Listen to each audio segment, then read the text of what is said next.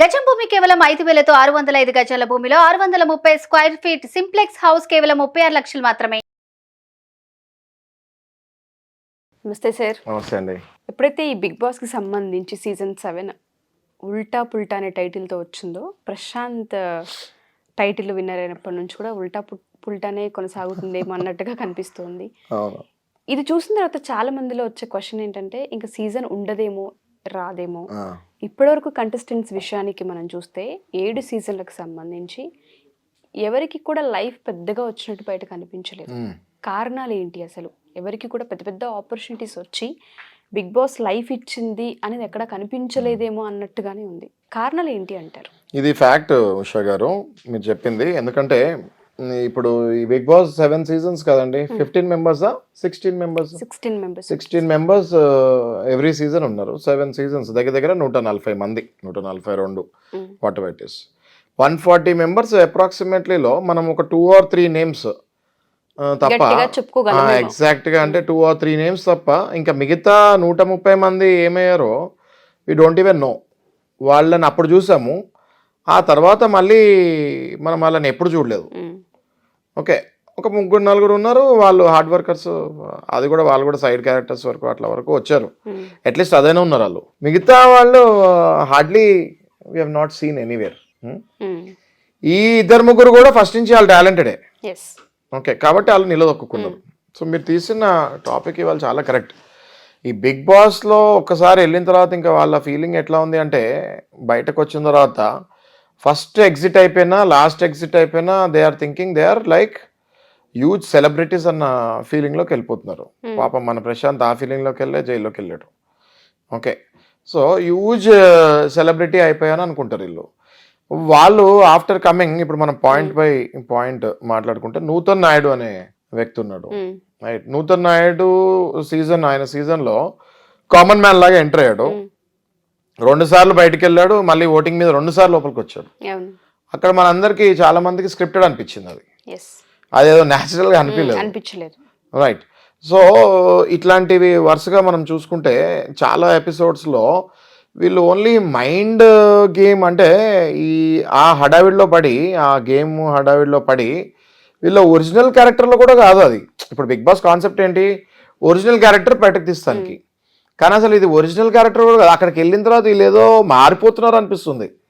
అంటే ఒక వెంగెన్సీ లాగా ఈ 106 రోజులు సైకలాజికల్గా క్యారెక్టర్లే మారిపోతున్నాయి అనిపిస్తుంది. వీళ్ళు అసలు ఒరిజినల్ క్యారెక్టర్స్ కూడా కాదు, ఏదో ఇంకొకలాగా తయారవుతున్నారు అనిపిస్తుంది. మీరు అబ్జర్వ్ చేయండి. ఇప్పుడు మనం వాళ్ళు ఎంతో కసితో, లేకపోతే గొడవలు, విపరీతమైన గొడవలు, నార్మల్ లైఫ్ లో కూడా వాళ్ళ ఒరిజినల్ క్యారెక్టర్స్ కూడా అలా ఉండవు అనిపిస్తుంది. పర్సనల్ తీసేసుకుంటున్నారు. ఈ గేమ్ కూడా మైండ్ గేమ్, ఆ స్పాంటేనియస్నెస్ లో దే ఆర్ చేంజింగ్ దర్. నాకు అసలు ఒరిజినల్ క్యారెక్టర్స్ బయటకు వస్తున్నట్టు అనిపించలేదమ్మా. ఇది ఏదో ఒక సైకో లాగా తయారవుతున్నారు కొంతమంది ఆ షో వల్ల అనిపిస్తుంది. దాన్ని అసలు యాక్చువల్గా ఇది ఒకసారి ఈ బయటకు వచ్చిన వాళ్ళందరినీ టెస్ట్ చేయాలి.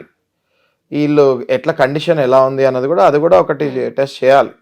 ఎందుకంటే మనకి we will come to no. వీళ్ళు వెళ్ళే ముందు ఒకసారి టెస్ట్, వచ్చిన తర్వాత ఎన్నో టెస్టులు జరుగుతుంటాయి వెళ్ళే ముందు, బ్యాలెన్స్డ్గా ఉన్నారా లేదా అన్నది. అది వెళ్ళే వరకే చూసుకుంటారు షో యాజమాన్యం. బట్ ఈ సైకియాట్రిస్టులు కానీ లేకపోతే సైకాలజిస్టులు కానీ వీళ్ళందరినీ ఒక ప్యాటర్న్ లాగా ఆ వెళ్ళే ముందు రిపోర్ట్స్ తీసుకొని వచ్చిన తర్వాత రిపోర్ట్స్ కూడా ఒకసారి చూస్తే మనకి ఫుల్ క్లారిటీ వస్తుంది. సో అది చేయలేదు అనుకుంటా నాకు తెలిసి ఇప్పుడు దాకా. ఇది మన మాటల్లో వచ్చిన ఐడియా. ఇది కూడా ఒకసారి శాంపుల్ లాగా తీసుకొని ఒక 10 మందిని ఈ 7 సీజన్లో వరుసగా ఒక 10 మందిని తీసుకొని టెస్ట్ చేస్తే we will actually come to know what would have happened before going and after coming back. And ఇంకోటి కూడా అండి, ఇప్పుడు వీళ్ళు షో నుంచి బయటకు వస్తున్నారు, ఆ తర్వాత ఎందుకు క్లిక్ అవ్వట్లేదు అన్నది ఒక మనం ప్యాటర్న్ లాగా చూసుకుంటే, వీళ్ళు హై డిమాండ్ చేస్తున్నట్టు మనం వింటున్నాము. అంటే ఆ షోలో సెకండ్ ఎగ్జిట్ కానీ, విన్నర్లు అయితే ఇంకా చెప్పక్కర్లేదు, ఒక 4 times 5th time 6th time exit అయిన వాళ్ళు కూడా they are demanding very high for anything. అంటే ఇంకా వాళ్ళు అందుకే నేను సైకాట్రిక్గా సైకలాజికల్గా టెస్ట్ చేయాలంటున్నాను నేను. మేబీ వాళ్ళు they are thinking that they have become a super celebrities after coming from Bigg Boss. అంటే అక్కడి నుంచి వచ్చేసిన తర్వాత ఇంటికి ఇంకా వాళ్ళు అసలు సామాన్య ప్రజల్లో, లేకపోతే ఇంతకు ముందుకి ఇప్పటికీ అసలు కంప్లీట్ చేంజ్. అదే మెయిన్ అలా డౌన్ఫాల్కి ఫస్ట్ రీజన్ అదే. కారణం అవుతుంది. ఫస్ట్ రీజన్ డౌన్ఫాల్కి అదే. వాళ్ళు దాన్ని ఎలా యూజ్ చేసుకోవాలి, బిగ్ బాస్ కంటెస్టెంట్స్ బయటకు వచ్చిన తర్వాత దాన్ని ఎలా యూజ్ చేయాలి, దాన్ని ఒక మంచి అవకాశమా, దాన్ని ఒక మంచి ఆపర్చునిటీ, చాలా కరెక్ట్ చెప్పారు మీరు. ఆపర్చునిటీని కరెక్ట్గా యూజ్ చేసుకున్నవాడే బాగుపడతాడు. వీళ్ళు అక్కడి నుంచి వచ్చిన తర్వాత వీళ్ళకి ఎన్నో ఆపర్చునిటీలు వస్తుంటాయి, కానీ అంత వీళ్ళు అనుకున్నంత రెమ్యునరేషన్స్ రావు. వీళ్ళు వరుసగా వచ్చిన ఆపర్చునిటీని ప్రతిదీ వాడుకుంటూ వెళ్తే అదే లైమ్ లైట్ కంటిన్యూ అవుతూ ఉంటుంది. వీళ్ళు ఏంటి ఇక్కడ వరకు వచ్చి టప్పని అయిపోతున్నారు. ఇక్కడి నుంచే కరెక్ట్గా నుంచొని రెమ్యునరేషన్స్ ఎక్కువ పట్టించుకోకుండా ఇలా వెళ్తూ ఉంటే, ఇప్పుడు మనం పెద్ద పెద్ద మెగాస్టార్స్ని వీళ్ళని చూసాము, వాళ్ళ ఇంటర్వ్యూస్ చూస్తే వాళ్ళు చాలా మూవీస్, ఇప్పుడు సూపర్ స్టార్ కృష్ణ గారు కానివ్వండి, పాత హీరోస్ వాళ్ళ ఇంటర్వ్యూస్ చూస్తే వాళ్ళు ఎన్నో మూవీస్ ఫ్రీగా చేస్తాం కూడా జరిగింది. ఇప్పుడు నేను కృష్ణ గారి ఇంటర్వ్యూస్ లేకపోతే కృష్ణ గారి గురించి వేరే హీరో చెప్తాం కూడా విన్నా నేను. అప్పుడప్పుడు అవకాశాలు వచ్చినప్పుడు వాటిని వీళ్ళు ఎంత పే చేస్తారా అని పక్కన పెట్టేసి ఫస్ట్ మనకు అవకాశం వచ్చింది అన్నది కూడా ఆలోచించి దాన్ని యూజ్ చేసుకుంటే ఆ తర్వాత డబ్బులు వస్తాయి. పెద్ద పెద్ద హీరోస్, మనం సూపర్ స్టార్ గురించి మాట్లాడుతున్నాం ఇప్పుడు, అట్లా మన మెగాస్టార్ గారు కూడా స్టార్టింగ్ ఎదిగినప్పుడు అన్నిట్లో ఆయన డబ్బులు చూసుకొని ఉంటే ఈ స్టేజ్కి ఆయన వచ్చేవాళ్ళు కాదు కదా. ఆయన ఇంటర్వ్యూస్లో కూడా చాలాసార్లు నేను వినటం జరిగింది, ప్రతిదీ ఆయన డబ్బుతోనే పెట్టుకోలేదు, అవకాశాల గురించి ఆయన వెయిట్ చేస్తూ ఉన్నారు. స్టార్టింగ్లో ఆయన కూడా గ్రౌండ్ లెవెల్ నుంచి వచ్చిన వ్యక్తి కదా. మెగాస్టార్, సూపర్ స్టార్లు వీళ్ళు ఊరికే గారమ్మా, ఆపర్చునిటీస్ డబ్బుల గురించే పరిగెత్తకుండా ఆపర్చునిటీస్ వాడి ఆ తర్వాత డబ్బులు వీళ్ళ వెనకాల పరిగెడతాయి. వీళ్ళు ఏం చేస్తున్నారంటే వీళ్ళు ఇప్పటికే మెగాస్టార్, సూపర్ స్టార్స్ అనుకుంటున్నారు. అందరి గురించి మాట్లాడట్లేదు నేను, ఎక్సెప్షనలీ కొంతమంది ఉంటారు, క్లిక్ అయిన వాళ్ళు ఉంటారు, కష్టపడే వాళ్ళు ఉంటారు. మెజారిటీ ఆఫ్ ద కంటెస్టెంట్స్ ఏమనుకుంటారు, మేము ఆల్రెడీ ఇక్కడి నుంచి బయటకు రాగానే నేను సూపర్ స్టార్ అయిపోయా. మీకు మీరు అనుకుంటే సరిపోద్దా, మేము మెగాస్టార్ అయిపోయా, నేను సూపర్ స్టార్ అయిపోయా. ఇప్పుడు ఎవరైనా ఆపర్చునిటీ తీసుకొని వస్తే దాని గాల్లో లెక్కలు వేసుకొని ఇంత కావాలని అడిగితే ప్రొడ్యూసర్స్ వస్తారా? ప్రొడ్యూసర్స్ ఎందుకు రీచ్ అవుతారు? మీరు ఇప్పుడిప్పుడే మీ ఫేస్ ఫెమిలియర్ అవుతుందని రీచ్ అవుతారు మిమ్మల్ని, రైట్? సో ఆ ఫేస్ని వాళ్ళు వాడుకుంటానికి ఓకే అన్నప్పుడు మీరు దాన్ని అవకాశంలాగా తీసుకోకుండా మీ రెమ్యునరేషన్ ఎక్కువ అడుగేస్తే వాళ్ళు obviously they will go back. ఇదే జరుగుతుంది ఈ గాల్లో లెక్కలు. అండ్ వాళ్ళు ఓన్లీ సోషల్ మీడియాకే పరిమితం అవుతున్నారు. చాలా ఇందులో స్పెషల్లీ కంటెస్టెంట్స్ని మనం ప్యాటర్న్ చూసుకుంటే వీళ్ళు చిన్న అడ్వర్టైజ్మెంట్స్కి సోషల్ మీడియాకే కాంప్రమైజ్ అయిపోతున్నారు. కానీ ఇది ఎక్కువగా మనం చూస్తున్నాం paid promotions.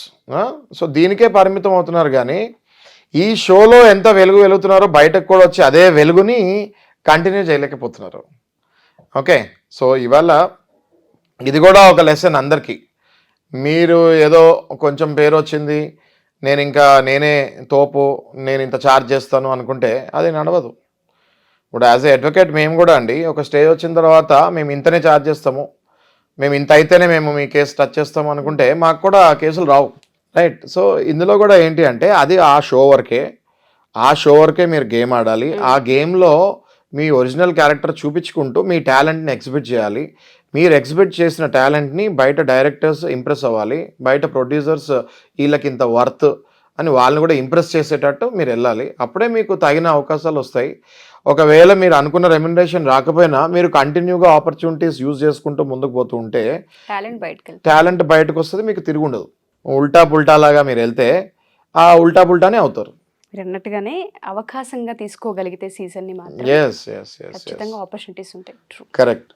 Thank you sir. Thanks అమ్మా.